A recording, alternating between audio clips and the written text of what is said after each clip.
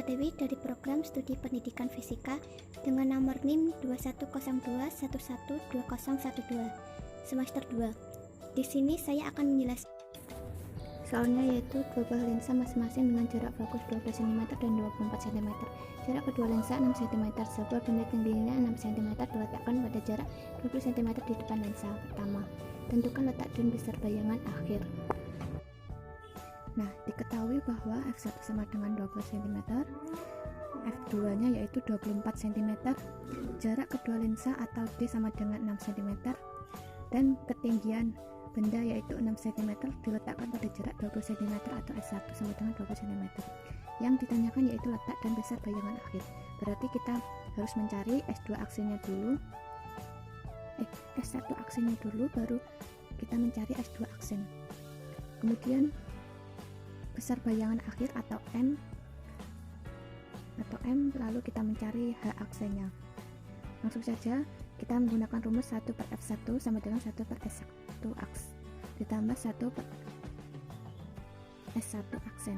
1 per S1 aksen sama dengan 1 per F dikurangi 1 per S1 sama dengan 1 per 12 dikurangi 120, F nya 12, S1 nya 20, berarti disamakan penyebutnya yaitu 120, berarti 10 dikurangi 6 sama dengan 4 per 120.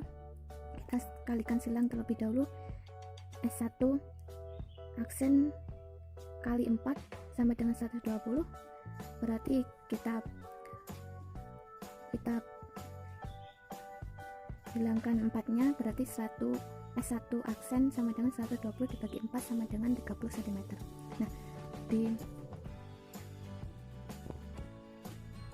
karena di sini lensanya lensa gabungan, maka berlaku persamaan pada lensa 2, yaitu atau jarak lensa 2 sama dengan negatif S1 aksen dikurangi D. S2 sama dengan negatif dalam kurung 30 cm dikurangi 6 cm. S2 nya didapatkan negatif 24 cm.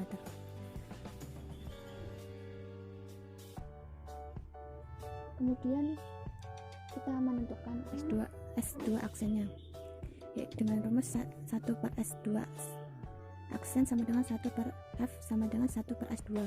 1 per S1 S2 aksen sama dengan 1 per 24.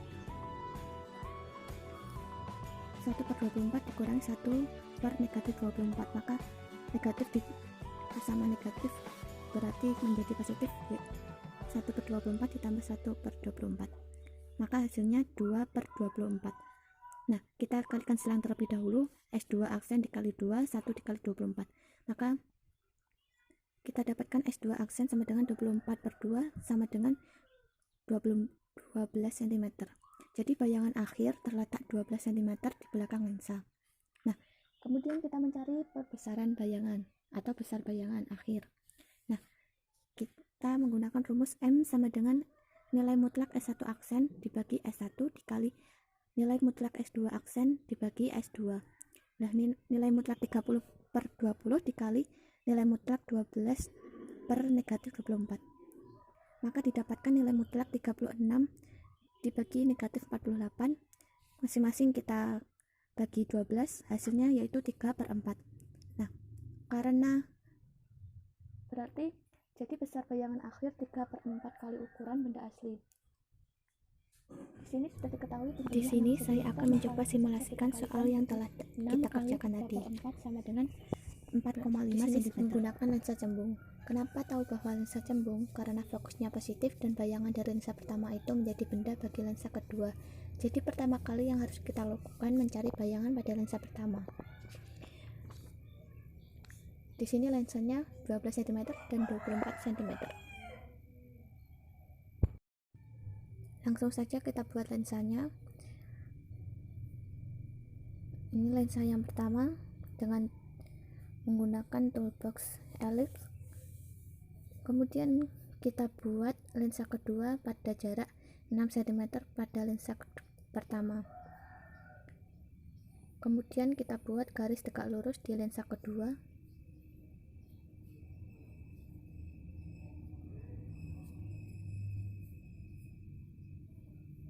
Jangan lupa beri titik pada perpotongan lensa pertama dan lensa kedua. Kemudian di soal jarak fokus lensa pertama 12 cm dan jarak fokus lensa kedua 24 cm. Di lensa pertama kita buat di titik negatif 12 dan titik 12. Pada lensa kedua kita buat titik di 18, negatif 18 dan 30. Kemudian kita ubah warnanya agar enak dilihat. Pada lensa pertama kita ubah warnanya menjadi biru, pada lensa kedua kita ubah warnanya menjadi pink.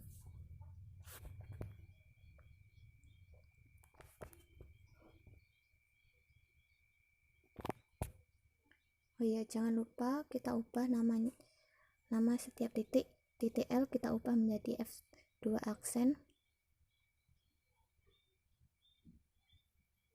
Titik F1 aksen, titik G kita ubah menjadi lensa 2, titik H kita ubah menjadi namanya lensa 1.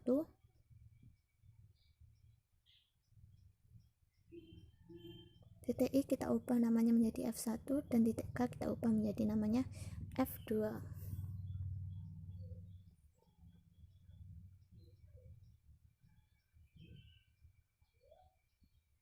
Nah, di soal jaraknya 20 cm di depan lensa pertama.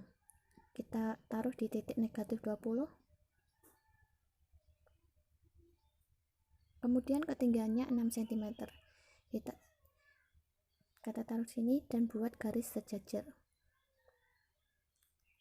Nah, kemudian kita buat titik di perpotongan garis pada lensa 1 dan lensa 2.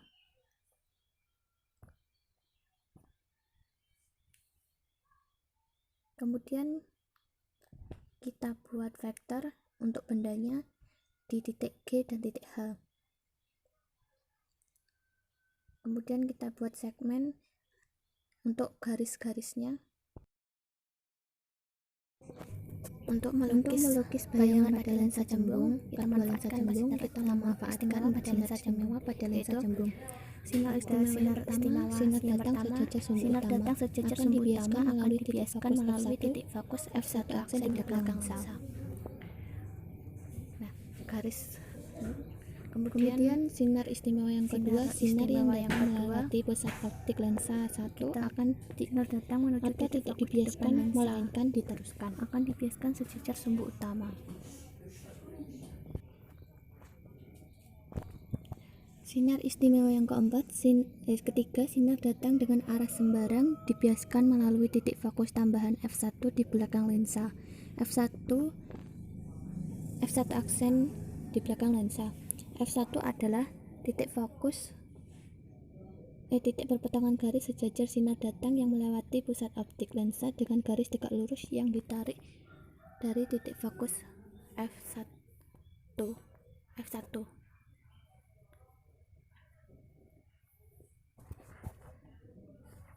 Kemudian kita buat garis sejajar di titik K.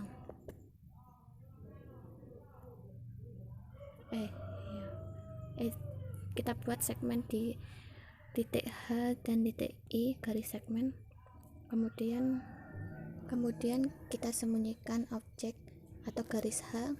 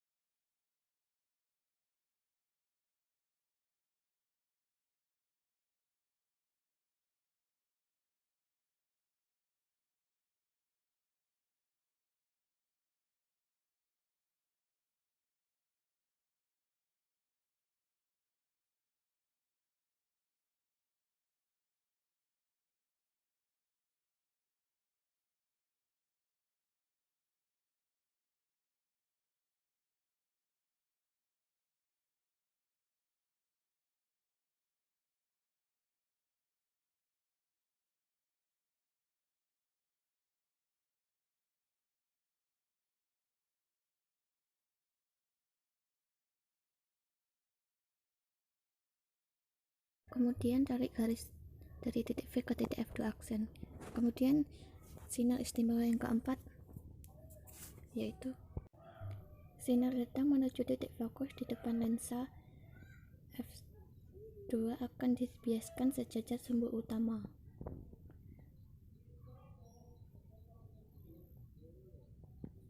Atau kita tarik, atau sinar datang menuju titik lensa kedua, titik perpotongan lensa kedua. Nah, kemudian kita buat titik perpotongan di garis T, di garis W dan garis I, garis W dan garis U. Kemudian kita buat garis tegak lurus dan kita buat vektornya di titik Z dan titik W. Kemudian yang kedua kita buat titik perpotongan di garis-garis sinar istimewa 1, 2, 4, 3 dan kita tarik dan kita buat garis tegak lurus di titik F2 aksen dan S. Kemudian kita buat vektornya sebagai bayangan. Untuk bayangannya dari titik F2 aksen dan S didapatkan vektor W. Kita hilangkan garis tegak lurusnya. Nah,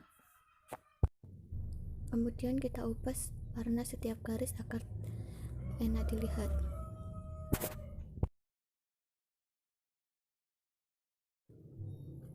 Jangan lupa beri nama setiap vektor W sebagai bayangan 2, bayangan 1, vektor V sebagai bayangan 2 dan benda.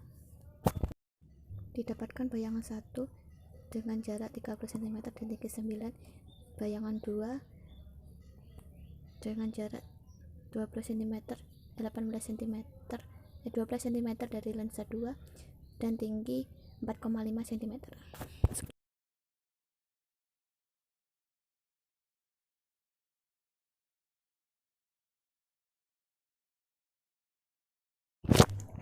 Di sini saya akan mencoba membuktikan jawaban dari soal dan simulasi dari Gripper menggunakan software Android Ray Optik. Lensa pertama dengan X246 dan fokusnya kita ubah menjadi yang pertama. Ini lensa kedua dengan fokus 24.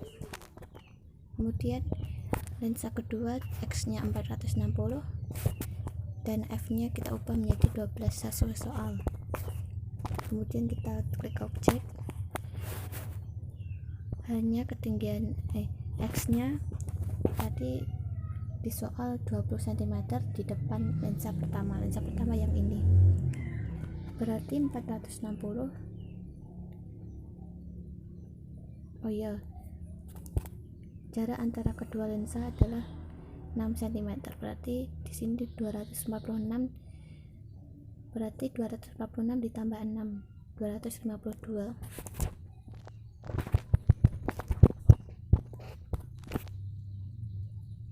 Kemudian X-nya 200,